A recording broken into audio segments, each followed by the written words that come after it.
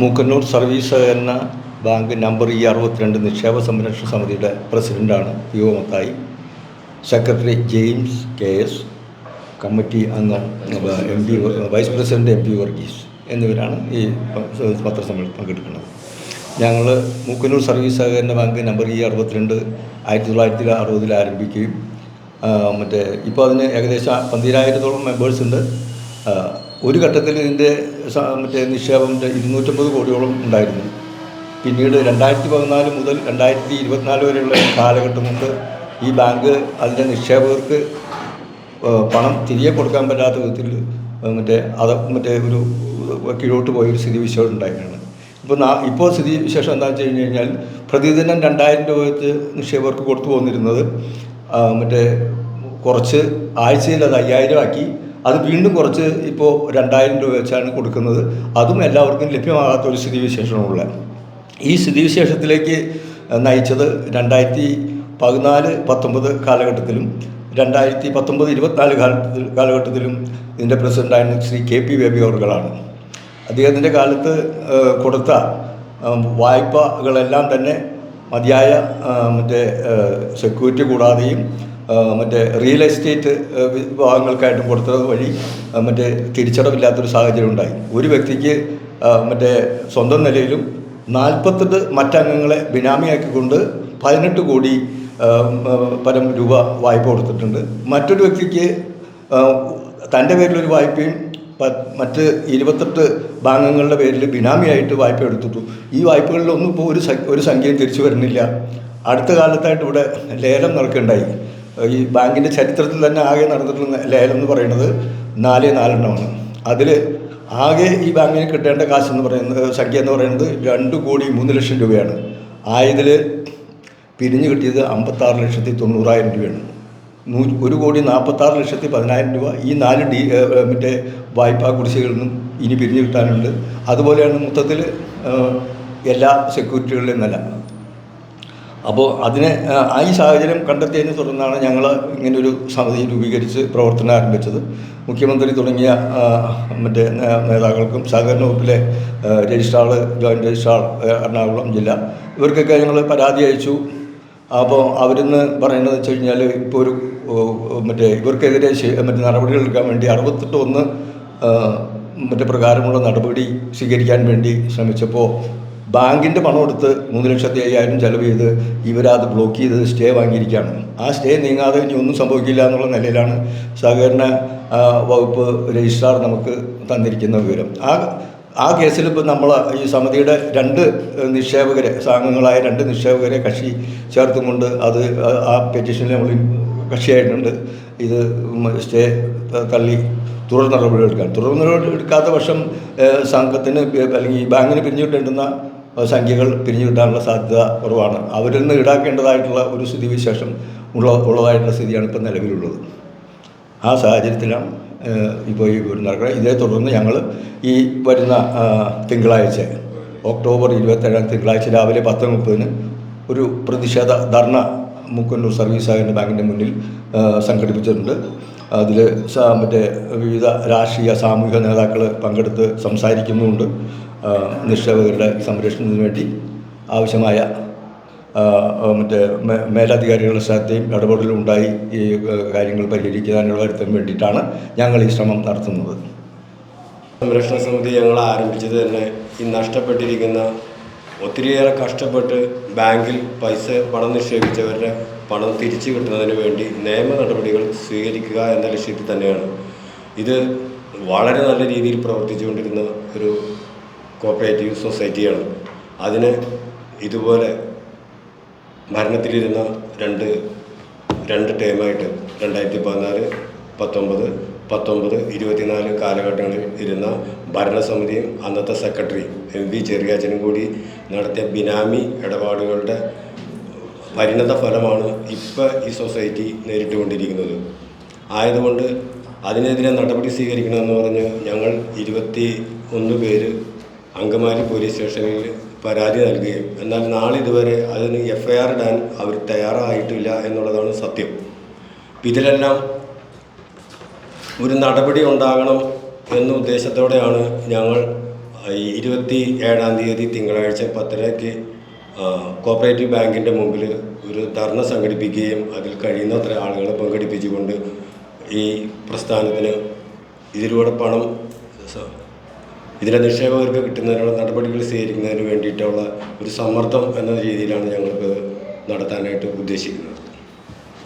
ഇപ്പോഴത്തെ സംഘത്തിൻ്റെ അവസ്ഥ പൈസ കൊടുത്തവർക്കോ ലോൺ മേടിച്ചവർക്കോ ഒന്നും പ്രത്യേക പ്രശ്നങ്ങൾ കാണുന്നില്ല. കാരണം ലോൺ കൊടുത്തവർ അവരുടെ രീതിയിൽ ആവശ്യത്തിനനുസരിച്ച് കൊടുത്തിട്ടുണ്ട്, പൈസ എടുത്തവർ ലോൺ ആവശ്യത്തിന് അവർ ലോൺ എടുത്തിട്ടുണ്ട്. പക്ഷെ അവർക്കൊന്നും ആവലാതി ഇല്ല. പക്ഷേ ഇപ്പോൾ ആവലാതി ഉള്ളത് സംഘത്തിലെ പൈസ കഷ്ടപ്പെട്ട് പൈസ നിക്ഷേപിച്ചിരിക്കുന്ന നിക്ഷേപകർക്കാണ് പൈസ ബുദ്ധിമുട്ട് അനുഭവപ്പെടുന്നത്.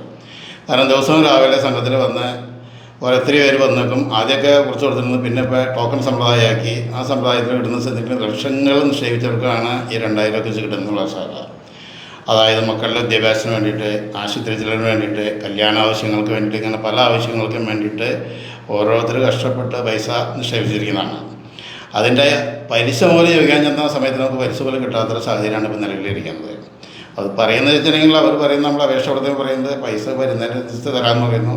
ഇടയ്ക്ക് ഏതെങ്കിലും ടൈമുകൾ പൈസ അടയ്ക്കുമ്പോൾ അതിനനുസരിച്ച് കുറച്ച് പൈസ കൊടുക്കുന്നു, ബാക്കി വേണ്ടുന്നതിന് വേണ്ടി വരുന്നു. ദിവസം ഇതിന് ഏത് സമയത്ത് എത്ര കാലം കഴിഞ്ഞാലും ശരിയാവണമെന്നുള്ളതിനെ കുറിച്ചൊരു ഐഡിയയും ഞങ്ങൾ കിട്ടുന്നില്ല. കാരണം ലേലത്തിൽ വയ്ക്കുന്ന വസ്തുക്കൾ ലേലത്തിൽ ചെയ്യുമ്പോൾ അതിനെതിരായ എന്തെങ്കിലും കാരണങ്ങൾ പറഞ്ഞ് കേസിന് പോകുന്നൊരവസ്ഥ നിൽക്കുന്നു. അപ്പോൾ അങ്ങനെ ശരിയായ രീതിയിൽ ലേലം നടക്കില്ല. രാഷ്ട്രീയ കൂട്ടുകെട്ടിൻ്റെ പശ്ചാത്തലത്തിൽ നടക്കുന്ന പല കേസുകളാണ്. കാരണം വെച്ചിട്ടുണ്ടെങ്കിൽ രജിസ്ട്രാറോ ജോയിൻറ്റ് രജിസ്ട്രാറോ അവരെ വേണ്ട വിധത്തിൽ പ്രതികരിക്കുകയാണെങ്കിൽ, വേണ്ട രീതിയിൽ അവരേറെ നടപടി സ്വീകരിക്കുകയാണെങ്കിൽ കുറേ കൂടി കാര്യങ്ങൾ സ്മൂത്തായിട്ട് പോകും. പക്ഷെ അവരും ആ രീതിയിൽ ചെയ്യുന്നില്ല. അപ്പോൾ പോലീസാണെങ്കിൽ അവർ കേസ് കൊടുത്താൽ FIR ഇടുന്നില്ല. FIR ആണെങ്കിൽ നമുക്ക് അതിനനുസരിച്ച് എന്തെങ്കിലും കാര്യം ചെയ്യാൻ പറ്റുമോ? FIR അവരിടുന്നില്ല. അങ്ങനത്തെ പ്രത്യേക സാഹചര്യത്തിൽ പ്രത്യേകിച്ച് ഒരു പിൻബലമില്ലാതെ, അത് രാഷ്ട്രീയ സാമൂഹിക രീതിയിലോ അല്ലെങ്കിൽ ബലമില്ലാത്ത രീതിയിലാണ് ഞങ്ങൾ സംഘടന രൂപീകരിച്ചിരിക്കുന്നത്. ഞങ്ങൾ സംഘടന രൂപീകരിച്ചതിൻ്റെ ഒരു കാര്യം നടത്തി പരാതികൾ കൊടുക്കുന്ന സ്ഥലങ്ങൾക്ക് പരാതി കൊടുത്തു. ഇപ്പോഴാണ് ഞങ്ങൾ രംഗത്തേക്ക് വന്നിരിക്കുന്ന ഈ 27-ാം തീയതിയുള്ള ധാരണ. ആദ്യമായിട്ട് ഞങ്ങളുടെ ഒരു ഓപ്പൺ പരിപാടി വന്നിരിക്കുന്നതാണ് 27-ാം തീയതി. ഇത് കഴിഞ്ഞിട്ട് അടുത്ത സ്റ്റെപ്പ് എന്താ വെച്ചാൽ ഞങ്ങൾ വീണ്ടും ആലോചിച്ചിട്ടിരിക്കുന്നത്. കാരണം വെച്ചിട്ടുണ്ടെങ്കിൽ നിക്ഷേപകരുടെ പൈസ കിട്ടുക, സ്ഥാപനം നിലനിൽക്കുക, ഇതാണ് ഞങ്ങളുടെ ഉദ്ദേശം. കാരണം വെച്ചിട്ടുണ്ടെങ്കിൽ സ്ഥാപനത്തിന് ഒരു നഷ്ടപ്പെടുന്ന ഞങ്ങൾക്ക് കാര്യമില്ല. കാരണം സ്ഥാപനം നോക്കുന്നതിൻ്റെ ഒരു അവിഭാജ്യ ഘടകമാണ് സ്ഥാപനം നിലനിൽക്കുക, അതുപോലെ തന്നെ നിക്ഷേപകരുടെ പൈസ തിരിച്ചു കിട്ടുക. ഇതാണ് ഞങ്ങളുടെ മെയിൻ ആവശ്യം. ഈ ഫണ്ട് ഫണ്ട് ലോൺ കൊടുത്തിരിക്കുന്നത് വെച്ചിട്ടുണ്ടെങ്കിൽ ലോൺ മതിയായ തെളിവുകൾ ഇതില്ലാതെ, ഇപ്പോൾ ലോൺ കൊടുക്കുന്നതിന് പല മാനങ്ങളുണ്ട്, ഇത്ര ഇത് വേണമെന്ന്, അതൊന്നുമില്ലാതെ വാരി കോരി കൊടുത്തുകൊണ്ടിരുന്നു. അർബൻ ബാങ്കിൻ്റെ ഏതാണ്ട് അവസ്ഥ അതായത് സാങ്കേതികമായി പറയുകയാണെങ്കിൽ 20 ലക്ഷമാണ് സർക്കാർ സഹകരണ ബാങ്കിന്റെ അപ്രൂവൽ ഉള്ളത്. 20 ലക്ഷം രൂപ ഈ ബാങ്കിൽ കൊടുക്കാനായിട്ടുള്ളൂ. അത് 50 ലക്ഷം രൂപ കോടതി പോലീസ് നടപടി സ്വീകരിക്കുന്നുള്ളത് അല്ലേ. 50 ലക്ഷം രൂപ ആയിട്ടാണ് കൊടുത്തത്. ആധികാരികമായിട്ട് അവർക്ക് 20 ലക്ഷം രൂപ കൊടുക്കാൻ പറ്റുള്ളൂ. ഇവർ ബൈലോ അമെൻഡ് ചെയ്തു, 50 ആക്കി. പക്ഷേ ഗവൺമെൻറ് അപ്രൂവ് ചെയ്തില്ല. എന്നാലും സമൃദ്ധിയായിട്ട് 50 ലക്ഷം രൂപ കൊടുത്തു. അത് വളരെ അതിക്രമമായ ഒരു സംഭവമാണ്.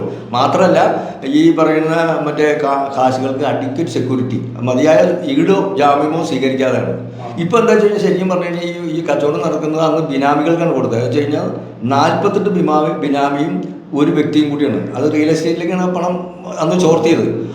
അത് ഒരാൾക്ക് തന്നെ 18,79,80,000 രൂപയാണ് കൊടുത്തത്. അതിലൊറ്റ പൈസയും പിരിഞ്ഞു വന്നിട്ടില്ല. അതുപോലെ അവൻ്റെ സഹോദരനാണ് മറ്റൊരാൾക്ക്. അവന് വെച്ച് കഴിഞ്ഞാൽ ഒരു ലോൺ അവൻ സ്വന്തമായിട്ട് എടുത്തു, അത് 50 ലക്ഷമാണ്. ബാക്കിയുള്ള ലോൺ 28 അംഗങ്ങളുടെ ബിനാമിയാക്കിക്കൊണ്ട് അതെടുത്തു. അത് കിട്ടി 6 കോടി 40 ലക്ഷം രൂപയോളം വരുന്ന ആ സംഖ്യ സെക്രട്ടറി മേടിച്ചുകൊണ്ട് പോയത്. സെക്രട്ടറിക്ക് യാതൊരു കാരണവശാലും മെമ്പർഷിപ്പ് കൊടുക്കാൻ പോലും പാടില്ല. ബി ക്ലാസ് മെമ്പർഷിപ്പ് കൊടുത്ത് അയാളുടെ പ്രോപ്പർട്ടി വെച്ച് 1 കോടി ചെറിയച്ഛൻ 15 ലക്ഷം ടോമിയോ വന്നത്. 1 കോടി 25 ലക്ഷം രൂപ അവന് ബിനാമിയായിട്ട് കൊടുത്തു. 3 അംഗങ്ങളെ എടുത്തിട്ട് ഈ കാശ് മുഴുവൻ അവനെടുക്കണേ. കാരണം വെച്ച് കഴിഞ്ഞാൽ അവൻ്റെ ബിനാമിക്ക് ലോൺ ഇട്ട് കഴിഞ്ഞാൽ ലോൺ അവൻ ക്രെഡിറ്റ് ചെയ്ത് കഴിഞ്ഞാൽ നെക്സ്റ്റ് ഡേ ഇവൻ്റെ അക്കൗണ്ടിലേക്ക് അത് ട്രാൻസ്ഫർ ചെയ്യും. അങ്ങനെ അതെടുത്തു. ഭാര്യയുടെയും മകളുടെയും പേരിൽ 80 ലക്ഷം രൂപ എടുത്തു.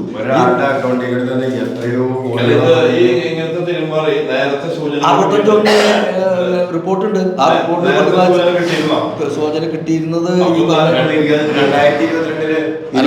എല്ലാ സമയത്തും നമുക്ക് ഇതിൻ്റെ ഓഡിറ്റ് റിപ്പോർട്ട് വരുന്നതൊക്കെ പക്കയായിട്ടാണ് കിട്ടുന്നത്. 21-ലാണ് അതായത് ഇങ്ങനെ ഒരു അവസൃതി കേട്ടപ്പോ ഒരു നിഴലാട്ടം നിങ്ങൾ കാണിച്ചിരുന്നെങ്കിൽ നിക്ഷേപകരെ ഒരു ശ്രദ്ധ കാണിച്ചില്ലെങ്കിൽ അല്ല നിക്ഷേപർ അന്ന് കാണിച്ചത് അന്ന് നിക്ഷേപരെ പൈസ എടുക്കാനോ നോക്കിയത് എല്ലാവരും കൂടുതലും കിട്ടുന്ന പൈസ ദുസ്സൂചന കിട്ടിയിരുന്നില്ല. അതായത് ദുസ്സൂചന കിട്ടിയതാണ് പറയാം. ഇരുപത്തിരണ്ടിലാണ് ഇവർ ഈ അന്വേഷണ റിപ്പോർട്ട് പുറത്തു വരുന്നത്. അന്വേഷണ റിപ്പോർട്ട് പുറത്തു വരുമ്പോൾ അതിനകത്ത് 48,63,00,000 രൂപയുടെ ഒരു ടോട്ടൽ ലോസ് വരാൻ സാധ്യതയുണ്ടെന്നുള്ള കണ്ടെത്തലാണ് റിപ്പോർട്ടിനകത്തുള്ളത്. ആ കണ്ടെത്തൽ ഞാൻ നേരത്തെ പറഞ്ഞിട്ടുള്ള കാര്യങ്ങളിൽ പറഞ്ഞിരിക്കുന്നത് ഈ പറയുന്ന 18 കോടിയും 6 കോടിയൊക്കെ കൊടുത്തിരിക്കുന്നതും ഒക്കെ ആ റിപ്പോർട്ടിൻ്റെ ഭാഗമാണ്. അതിൽ തന്നെയാണ് സെക്രട്ടറിയുടെ മറ്റേ ഇടപാടുകളും അയാളുടെ കുടുംബത്തിന് കൊടുത്തതും. അതിനകത്ത് ഇപ്പോൾ ഈ സെക്രട്ടറി കുടുംബത്തിൻ്റെ പേരിൽ 80 ലക്ഷം രൂപ ഇപ്പോൾ പിരിഞ്ഞു കിട്ടേണ്ടത് 1.25 അത് ഓപ്ഷൻ ചെയ്തപ്പോൾ കിട്ടിയത് വെറും 43,90,000 രൂപയാണ്. അങ്കമാലി പ്രോപ്പർട്ടിയാണ്. 22 അത് ആളുകൾ ഇപ്പൊ തന്നെ പ്രതികരിക്കാൻ വെച്ചിട്ടുണ്ടെങ്കിൽ കൃത്യമായ രേഖകൾ കിട്ടു തുടങ്ങിയപ്പോഴും പിന്നെ ആൾക്കാർ നോക്കുന്നത് എൻ്റെ പൈസ ഇട്ടാണ് ഞാൻ എടുക്കാൻ നോക്കണത്, എനിക്ക് പൈസ എടുക്കാൻ നോക്കുന്നത്. കരുവന്നൂർ തട്ടിപ്പോന്നപ്പോൾ കുറേ ചെല്ലുമ്പോൾ പറയണത് കാശ് നിങ്ങളുടെ തരും, ഒരു പോക്കില്ല, ഈ കേസിനൊക്കെ പോയി നിങ്ങളുടെ കാശ് കിട്ടില്ല, അതുകൊണ്ട് നിങ്ങൾ കൂട്ടി പോകും. ഇത് നേതൃത്വം ഇടപെടാതെ ഒരു ബാങ്ക് അതാണ് സത്യം. ഒരു 50 ചുണ്ടുമ്പോൾ